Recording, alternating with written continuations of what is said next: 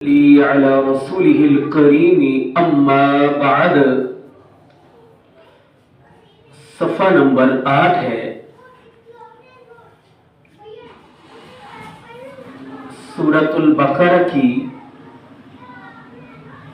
51 52 اور 53 نمبر آیات ہے۔ فاعوذ باللہ السمیع العلیم من الشیطان الرجیم من ہمزہ ونفخہ ونفثہ وَإِذْ وَاعَدْنَا مُوسَىٰ 40 لَيْلَةً ثُمَّ اتَّخَذْتُمُ الْعِجْلَ مِن بَعْدِهِ وَأَنْتُمْ ظَالِمُونَ ثُمَّ عَفَوْنَا عَنْكُم مِّن بَعْدِ ذَلِكَ لَعَلَّكُمْ تَشْكُرُونَ وَإِذْ آتَيْنَا مُوسَى الْكِتَابَ وَالْفُرْقَانَ لَعَلَّكُمْ تَهْتَدُونَ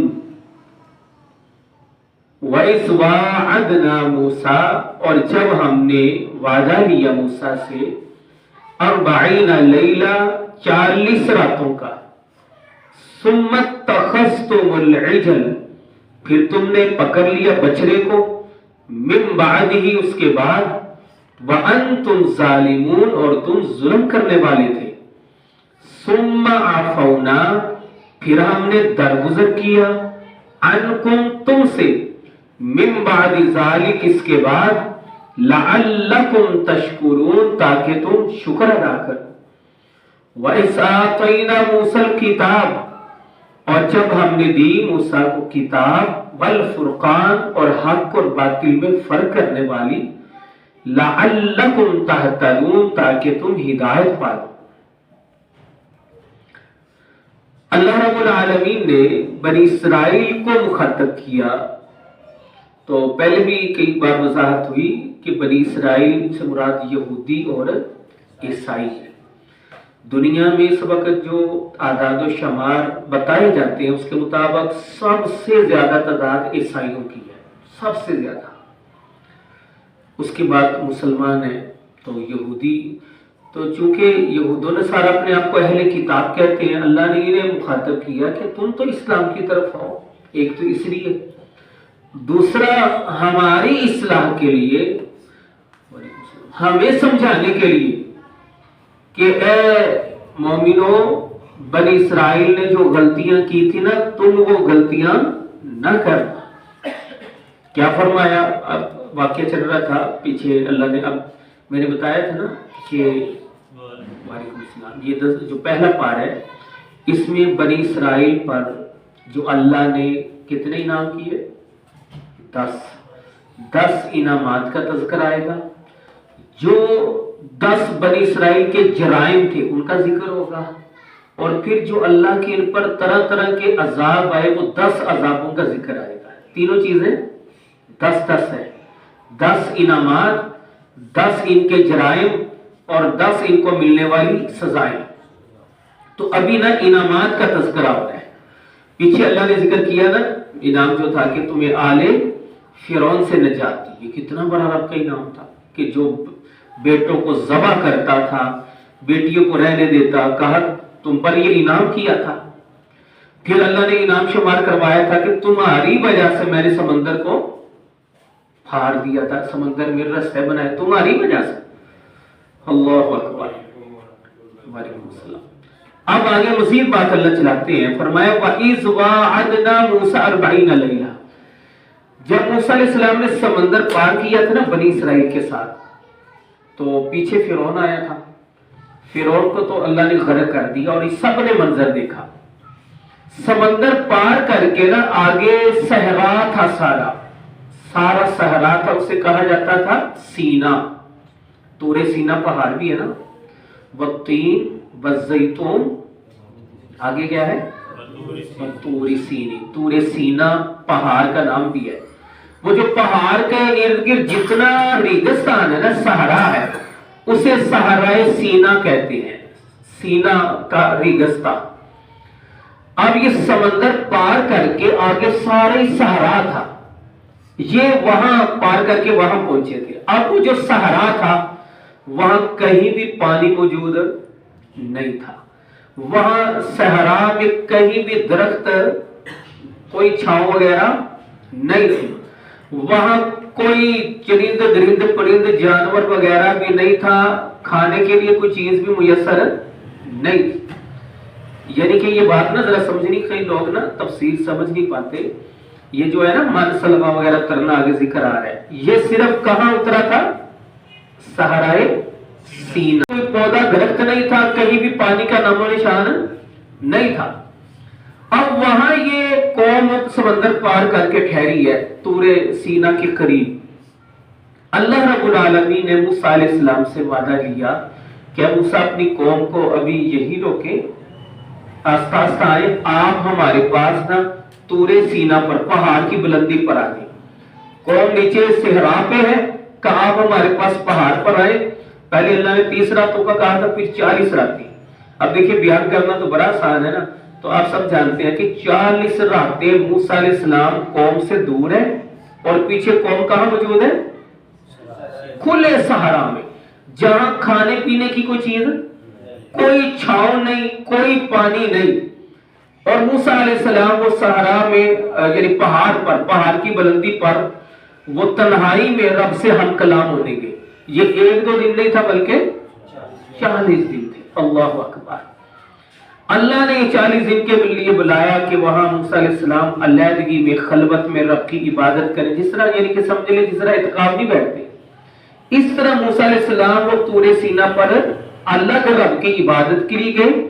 وہاں اللہ سے ہم کلام بھی ہوتے گئے، اور وہاں اللہ نے پھر موسیٰ علیہ السلام کو کیا عطا کی؟ تورات عطا کی، کتاب عطا کی۔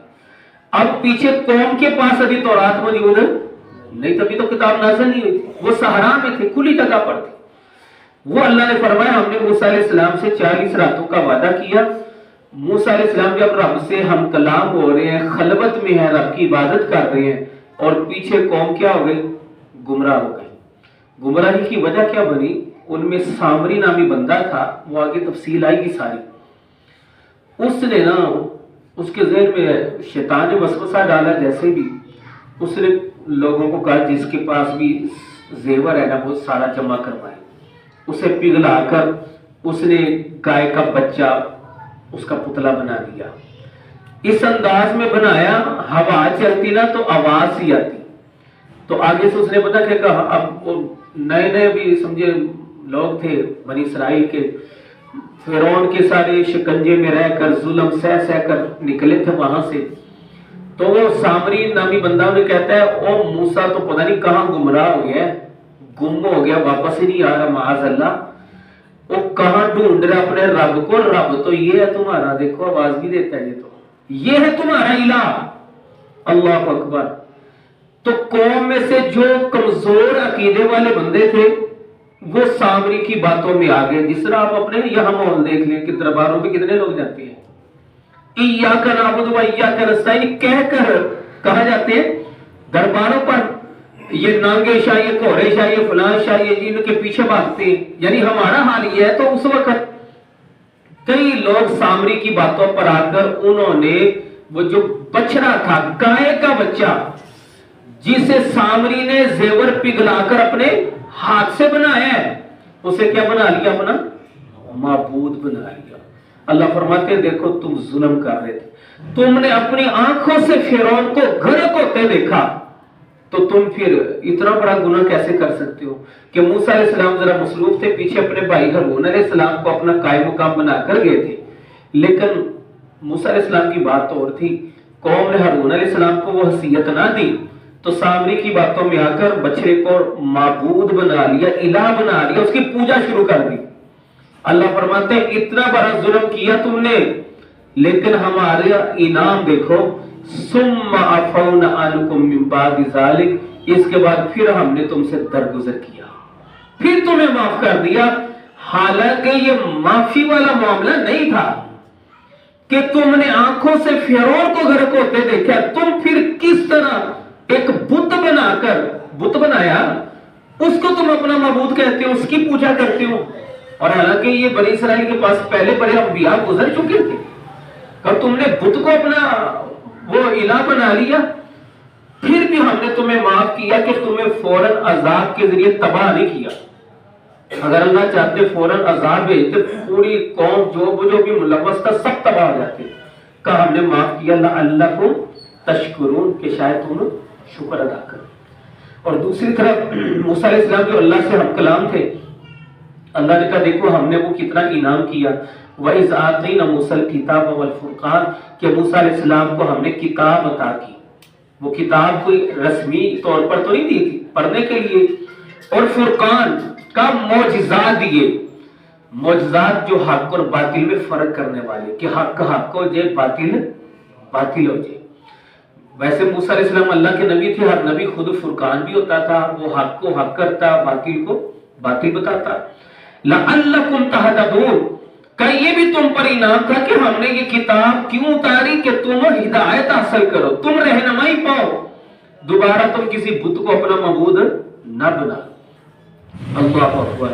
تو یہ اللہ رب العالمین کے کتنے بڑے انعامات ہیں کہ قوم نے بچڑے کو معبود بنایا, بت کو خدا بنا لیا, اللہ نے پھر بھی معاف کیا, انہیں موقع دیا. دوسری طرف اللہ نے تورات جیسی عظیم کتاب اتاری, کس مقصد کے لیے کہ تم ہدایت پاؤ, رہنمائی پاؤ. آج محترم ساتھیو ہمارے پاس بھی قرآن ہے. قرآن کے بعد بھی اگر انسان کفر و شرک کرے, بدعات و خرافات میں پڑے تو اپنے رب کو کیا جواب دے گا؟ وَإِذْ وَعَدْنَا اور جب ہم نے وعدہ لیا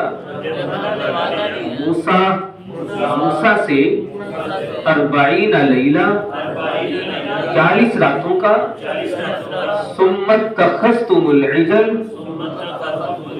پھر تم نے پکڑا بچڑے کو, من بعدہ اس کے بعد, وانتم ظالمون اور تم ظلم کرنے والے تھے. ثم عفونا پھر ہم نے درگزر کیا, عنکم تم سے, من بعد ذالک اس کے بعد, لعلکم تشکرون تاکہ تم شکر ادا کرو. وَإِذْ آتَيْنَا اور جب ہم نے دی موسیٰ کتاب موسیٰ کو کتاب, والفرقان اور حق اور باطل میں فرق کرنے والی, لعلکم تہتدون تاکہ تم ہدایت پاؤ.